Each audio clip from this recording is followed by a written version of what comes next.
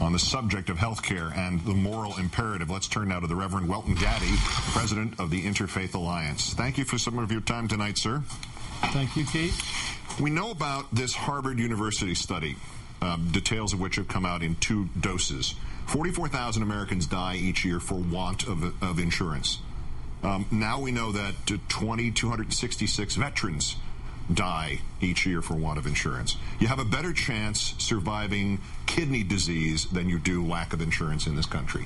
Why is this so seldom seen, couched, presented in the moral imperative terms, the same way that the abortion debate is?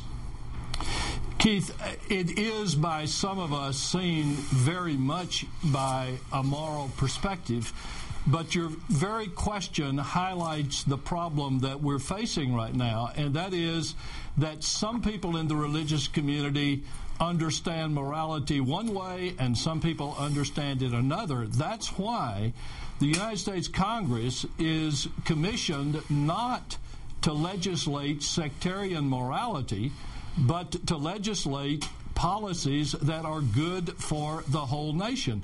The real question in any debate in Congress ought not be what do the scriptures say, but what does the Constitution say? Not what does it mean to be a good Christian, Jew, or Muslim, but what does it mean to be a good American? In relation to Congressman Stupak's amendment specifically, the Catholic bishops now say they can't support any health care plan that includes a provision for abortion. Again, the alternative to that is no provision, no plan, and another 44,000 Americans dying in the next year because of insufficient insurance, and another 44,000 after that. How does that make sense in terms of, to use a phrase, right to life? Well, I understand that every religious tradition ought to have a right to advocate for its moral perspective. But once you jump into the political arena, you have to play politics like everyone else plays. Obviously, the Catholic bishops are deciding to play hardball politics.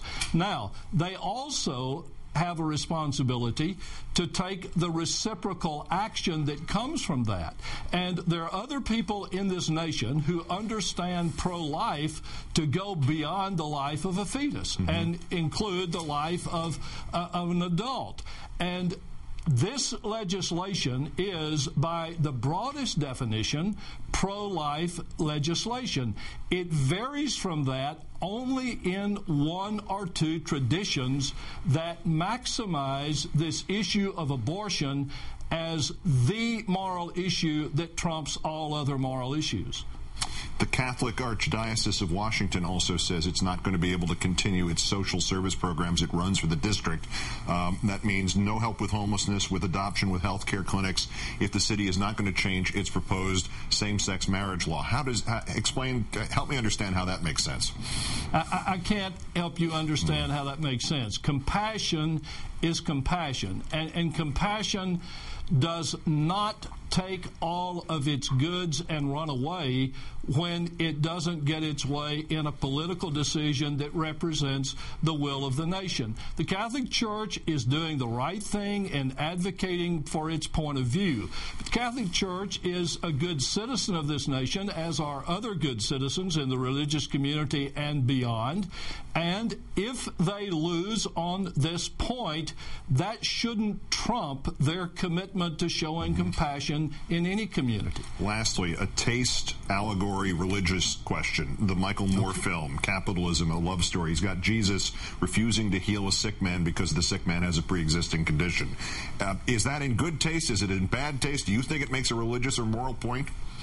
Well, I hope that anybody in the religious community as well as outside has a sense of humor. Lord knows we need it these days. It does make a point. It makes a point that within the Christian tradition, healing is a priority, and efforts to establish healing are in the best interest of all people. Reverend Welton Gaddy, president of the Interfaith Alliance, it's always a pleasure and always an education. Thank you, sir. Great to be with you, Keith.